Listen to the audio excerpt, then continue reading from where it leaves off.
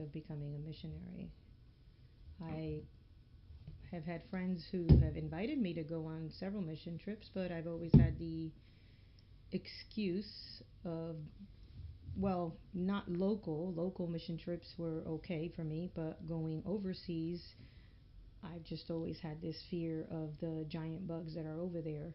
So therefore, I would not go, and I figured that my mission was probably best here and just, giving them some cash donations or items to take over there, and that they can be the hands and feet over there while I'm the hands and feet over here.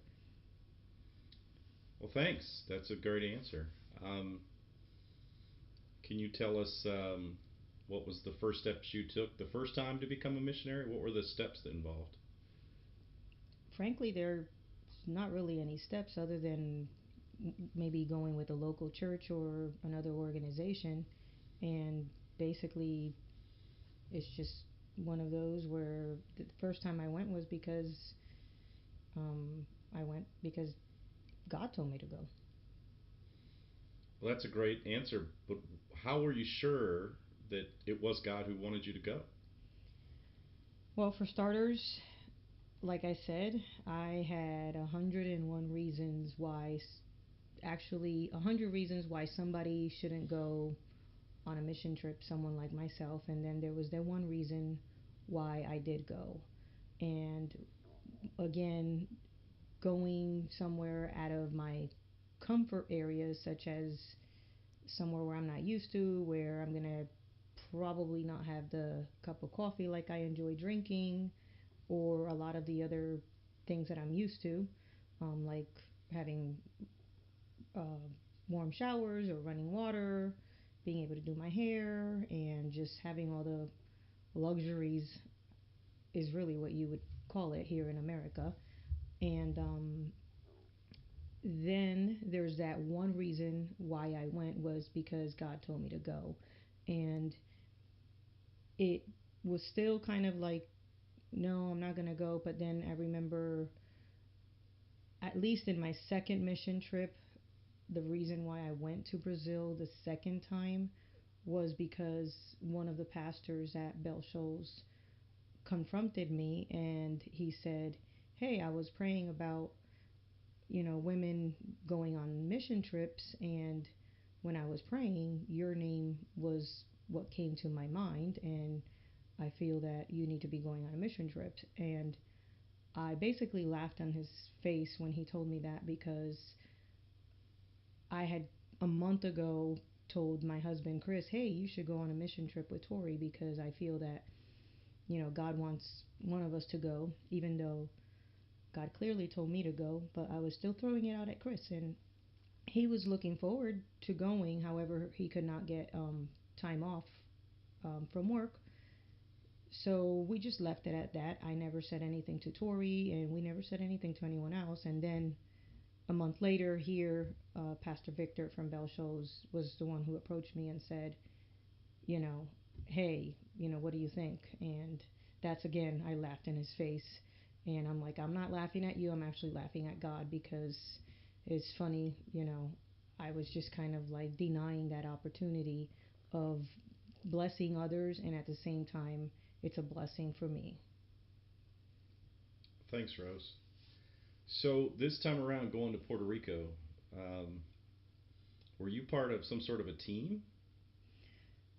In a way, going over there, I went by myself, but it was one of those where there was a team of people over here that kind of helped support the idea and the vision that I had, that clearly wasn't from me. That was definitely God, speaking to me. And when I said, "Hey, I'm going to go to Puerto Rico," and shared it with a few of my friends, one of them being Lisa Mann, her husband immediately said, uh, she needs to create a Give, Send, Go account.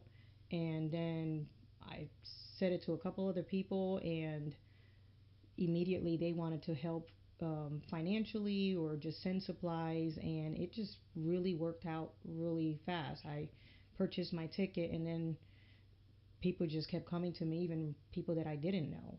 So it's just really a community effort, as well as a couple churches that were also a part of it. For example, I'm not a member of the Bridge Church, and my friend Marilyn, she told her pastor, and he immediately, and the church made a financial donation towards the cause, as well as when I shared it at our home church at Sea Glass, they too send a financial donation, and a lot of members of the congregation as well. So therefore, the team would consist of community efforts here in the local Tampa area, and we are all the hands and feet. Well, that's amazing. So, can you tell us a little bit about what your day to day activities were while you were over there in Puerto Rico, who you ran into? Maybe tell us a couple of stories about how the ministry went? Okay, my first experience was actually at the airport while I was waiting for my baggage. Um, my uncle from over here knew someone in Puerto Rico, and he wanted me to take something to her. So she actually had a sign because I didn't know who she was, and she met me at the airport so I can give her an envelope full of money that he was sending her, as well as some batteries and flashlights.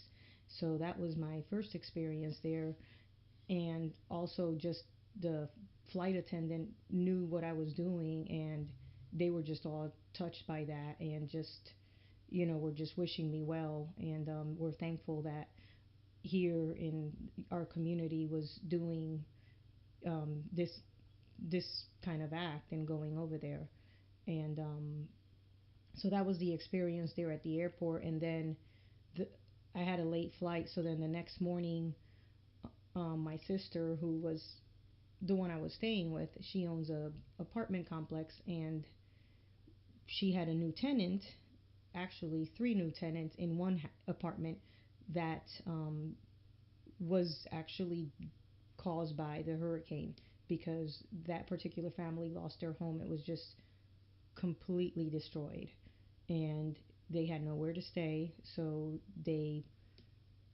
learned, I don't know through whom, that she had apartments for rent, and so they rented one of her apartments, and that family there um, was staying there, and those were the first people that I was able to go and bless with the care packages that I brought from here, and as well as giving them some money and to help them out. And they're just really humble, because even though they lost everything, they didn't know how to really accept, especially the financial donations. I had to emphasize that that was not from me personally, that these were people in the community that really wanted to help, and they wanted to just you know help in whatever way they could, because they knew that everyone was hurting.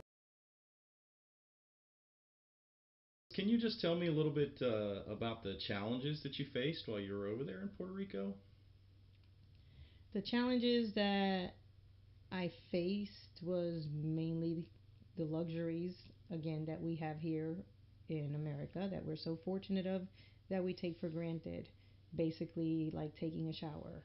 Um, Taking a shower over there for pretty much everyone in the entire island consisted of filling up buckets of water that people got, and from there's this place that you go to, like the oasis, or they had other streams, and people also went to the rivers.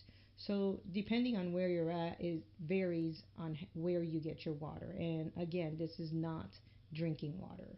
This water is not for brushing your teeth either. This is the water that people use to bathe in or wash their clothes, and carry it upstairs. And for my sister's sake, she lives in the you have to go up three flights of stairs to get to the apartment where she lives. So it's carrying a heavy container full of water, and then at night, or whenever you took a shower, taking what you call a bucket bath, like maybe a sand pail that you would use at the beach, and pouring that over your body. And need I remind you, it was cold. Those that were fortunate maybe were able to plug up the microwave to the generator if they had one, and warm it up for a little bit. And the neighbor across the street was sharing his generator with my sister for her refrigerator. Only from like 7 p.m. to like 7 a.m. And so what we did was we unplugged the refrigerator and plugged in the microwave just to get the water warmed up a little bit, and that kind of helped. But we couldn't wash our hair because our hair is just too long, as you can see, and my sister's is a lot longer. So that right there would be one of the challenges. And and then finding a place maybe to go so you can wash your hair, especially for my sister because she had been it's been a lot longer for her. And also making a cup of coffee. You have to boil water on maybe a gas grill, doing it with some, I don't even know what you call it. It was something that was used in that my mom used to use in back in the day. But the next day, my aunt was able to bless me in borrowing a Keurig, which then I was able to unplug something else to plug in the Keurig to make myself a cup of coffee. Need I remind you, before 7 a.m. And that was the only cup of coffee I had that day. So yeah, those are maybe some of the challenges that I experienced, and then everyone else. Everything was just a challenge, just trying to get groceries at a store, trying to find water, trying to find batteries, a flashlight. Um, if you went to a store, you're taking the chance whether it's opened or do they even have the supplies that you need. And then a challenge for many other people was the money. They didn't have any money. And and the fact that they didn't have any money was because they weren't working, or maybe because they couldn't cash their check because the bank was closed, and they couldn't withdraw money from an ATM machine because the ATM machines were down. And then people who received food stamps, those machines that read the food stamps, were down as well. So even if there was a grocery store open or a gas station, money was an issue. So that was definitely a big challenge for many people over there, or even transportation going somewhere because a lot of their cars were flooded. So that was another challenge for people.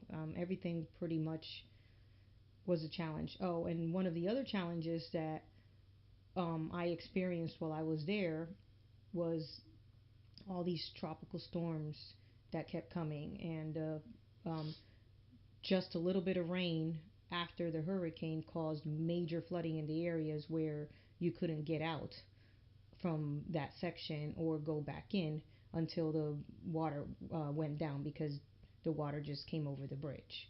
And I experienced that in one area as well, which was pretty neat and freaky at the same time because I kind of like those type of adventures. But at the same time, it's scary because I believe the day before someone was kind of riding through that water, and his car just got stuck somewhere, and then obviously his car's not working. So that's definitely challenges that people are experiencing. Rose, you were getting ready to tell us some of the stories of the activities that you had out on the road. Can you tell us some of those? Yes, some of the stories there that I have are just, I mean, it was quite a thing to kind of experience, and it's really, I just want to say this firsthand, that when God puts it in your heart to do something or to just go, just be obedient and do it, because there's a reason for it. Not only did I go over there to go and take supplies to people and just bring some hope and show them that they are loved and that they are cared for by other people here in the States and from our community. And, God uses any opportunity to just even plant a little seed in there. One of the experiences that we had was when we went to the west coast of the island in Aguadilla to deliver some food to one of my friends from over here, her family, who was in need. And we met them in Aguadilla. I did not know who I was meeting, so through the challenging ways of communication and going back and forth with getting a signal to call Marilyn over here and say, hey, call your cousin over there, which he didn't even have a working phone. It was his neighbor's phone to set up a place to actually meet. And we decided to meet at a Walgreens over there around 4:30 in the afternoon or so. And what was so neat about this story was that here we are at that Walgreens at a parking lot. We had just parked. I didn't even get the supplies out from the trunk yet, and this random lady just, she's driving in the main road, just pulls her window down and asks me the question, hey, by any chance, do you have any diapers size 4? And to you, that's probably like not a big deal, but the fact that she knew to ask me for diapers, that's just kind of like, that's weird because it's not like I had diapers in my hand or something like that. That right there, God told her, hey, go ask her. And for many people, maybe they were just probably not believe that that was an act of God. Um, but for others, we know that that's God who prompted her to just roll her window down and ask me for diapers. And I told her, hey, pull over and come over here. And I had the opportunity to give her some diapers size 4 that she was just going around crazy looking for because unfortunately on that particular side of the island, she went to Kmart, to Walgreens, to the Red Cross, and she was having a hard time finding diapers size 4. And the people that I was meeting there, they told me the same story. They were having a hard time finding the diapers size 4 and size 5. So thank God that I actually had that in my car. But what's interesting about this story is that how God works, because this is one of those stories where not only are we bringing hope to people there, at the same time, for those that maybe have a little doubt on God and the fact that, you know, there is a God, or just maybe not sure and just kind of questions, this is definitely what you would call, by the words of someone else, a miracle. Because how did she know that we were there with these type of supplies? I felt really bad for her because she had a little baby in her car and she has been going all over town looking for supplies. So not only did we give her diapers, we gave her some money and we gave her a care package with food as well. But so in this particular story is when God is calling you and you know you should be doing something, just go, just do it, because it's going to be a life-changing experience. You may not draw someone to Christ um, in that situation at that particular moment, but you just planted a seed, and later on, people are just going to be telling that story again because it's one of those stories like quoted from. It's unbelievable. You know, how do you explain that? The fact that we were there and this lady needed diapers and we had it. That is totally what you call God right there. So that was just an amazing experience for me, and I'm glad that I was able to be a part of that. And again, thanks for everyone else being a part of that. So that is one of the stories there. And another one was just batteries, how special batteries were to people. It was like handing them a bag of gold when you go and to people just to see what their situation was, or just give them a hug and let them know that we're praying for them and that we care for them and we want to give them a little care package. And then I hear the story that, they went to the store and they couldn't find batteries and they need batteries for their one flashlight that they have. And, when I heard that, immediately I was like, okay, come over here. And I took them to the car and I'm like, I handed them some batteries and a flashlight, and the lady just started weeping because she could not find any flashlights or any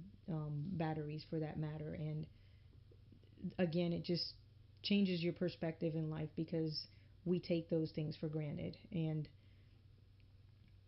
and it's something that they're just in dire need over there. A simple thing is batteries. And one of the other things that was kind of touching is that I would go to people and hear, they were already, they lost everything, and their neighbors are basically helping them in providing food or shelter for some of them. And they're just all being, just acting together as a community and loving on each other and caring for each other with the little bit that they have. They're just sharing. And I think that's just really nice, that they're not just, holding back and being selfish because, the little bit that they have, they're giving it away to help others, especially the elderlies. I visited a lady in a wheelchair that had a stroke, and I learned about this at my sister's church, so we went over there to take them food. And their story during the hurricane was, um, they stayed in their home, both the husband and wife, elderly couple, and she's in a wheelchair, and the neighbors could not get to them because of the flooding that took place. And I think it was either 3 or 4 feet. It was just really bad that the neighbors had to wait till 3 days later to get to them and get them out of the house and bring them to their house. Then eventually, a few days later, they went back to their own house when it was a little bit better. Of course, everything's wet in there. And then when I went to visit the elderly, the husband was already gone, probably went out to, get some groceries or something like that, and she was in the house by herself. I knocked on the door and she just said, "The key's right there, come on in." She did not know who I was. I've never met her before. And the poor lady was, she was not clothed. She was not wearing anything, and that just really touched me because, she just said, "Come right in." And here she had a stroke. She couldn't really move. And she just said, "Come in." And she kept looking at me and she just kept admiring me and just saying, "Oh, you're so pretty. And thank you for coming." And just the little bit that she could say in the slow, um, and how she was talking was just kind of slow. And I gave her the bag, and she had this tear coming down her cheek. And that right there was just so touching, so humbling, and what an experience, because I was able to witness that and see that for myself. And it's just really sad. That's just, again, one of the other stories of many that are over there that people, have experienced, whether you lost your home or you didn't lose your home. And there's just so many other challenges that you're facing. Emotional distress, for one. A lot of people just lost their job because the Walmart and Sam's Club in Umakau, for example, the Umakau Walmart, from what I hear, is not going to be opening till probably sometime in January, because that one had a lot of water damage and they had to throw away basically a lot of things. And as well as Walmart had like 9 feet of water inside. So a lot of those employees are just relocating here to the States or working at other Walmarts or Sam's Clubs throughout the island.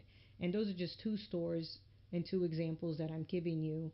So you have schools, you have the students, and you have teachers and principals where, for example, I heard a story of a principal where unfortunately that school has not been able to reopen because they suffered flooding and also had black water, um, in the building, so it's not safe for it to reopen for the students just yet. Even though they still have no running water and electricity, that building's just gonna just have more things that need to be taken care of. So this particular person, the principal of the school, for that matter, did not have any physical damages in her home. However, like the phrase "home is where your heart is," which is in the school, because she's been a principal of the school for many years. She's having to relocate here in the United States, and because she doesn't know when that school is going to reopen, and it's going to be a while, and her son had to come over here with her. And just hearing those stories, it's just really sad because you have to just get up and just start a whole new life and leave everything behind. And again, we take those things for granted, what we have and the little bit, really just a little bit that we need. We think we just need all this other stuff, and really we don't. So, um, I mean, there could just be tons of more stories. And one of the other ones, too, that during the hurricane, it was a family that the hurricane, I guess, it was so forceful that the winds were blowing loud. A lot of people described it as a train sound, which to us we know that's basically like the sound of a tornado would make. Those that experience know what I'm talking about. And it was like a combination of a hurricane and a tornado, what they experienced. And everyone was just really scared and nervous. And many people were just behind their doors for like 3 days because that was the duration of the storm.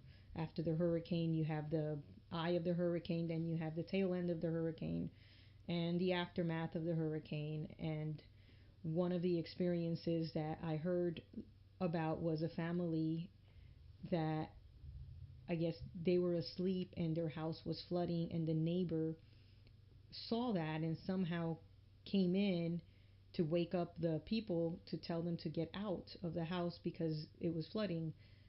And so the husband went in to get his daughter and his wife. As they were getting the daughter, the door shut and he was out, but the mother and child were still in there. And it took them a while, and it was pretty challenging to open the door. That finally, between the neighbor and as that room was flooding, I think when they were able to get to her, from what I understand, from what I can remember, was that their heads were basically on the ceiling, just trying to catch their breath on top of a mattress. and and so thank God that they were able to get in time and pull them out. And stories just go, I mean, beyond that. I've seen pictures of people just swimming out with their backpack, their pets and their loved ones, just swimming out of their homes. And again, that's going to just cause a lot of emotional distress, the physical damage. And people there definitely need our continued support and prayer. Rose, you shared a lot of stories with us today. Is there a particular message that you'd like to leave us with in these last few moments? I would say that being the hands and feet is not an easy task to do. Whether you are here coordinating the event, or making financial contributions, or sending supplies to people, thank you for doing that. And that is an amazing thing. But God can use you right where you're at. He can just put it in your heart to just make a financial donation and send it to even someone you don't know, and just bless them with that. Or he might just tell you, hey, you need to go and you need to be a part of that experience over there. Because one of the things that I noticed for me, and it made a huge difference in my life, where before I used to just say, okay, here's some money, um, use this however you need to use it for, on your mission trip or whatever organization. But to actually go and witness what the people are going through is definitely a life changing experience. And I am grateful that I was obedient and chose to go, because ministering directly to the people just puts such a heaviness in your heart. And again, like I said, it changes your perspective in life. um, their love that and appreciation for one another is priceless, and being a part of that, and not really knowing at first, okay, Lord, why am I supposed to go over there? Why me? Because those are questions. And, why should I? But really, why not?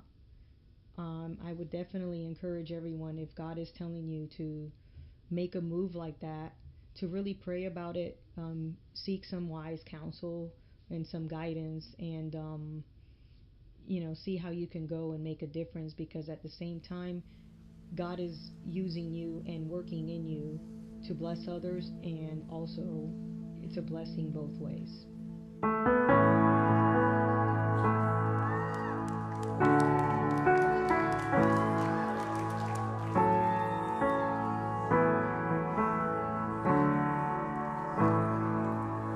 Let the king of my heart be the mountain where I run, the fountain I drink from. Oh, he's my song. And let the king of my heart be the shadow where I hide, the ransom for my life. Oh, he's my song. Yes, you are good. You're good. Oh, you are good. You're good.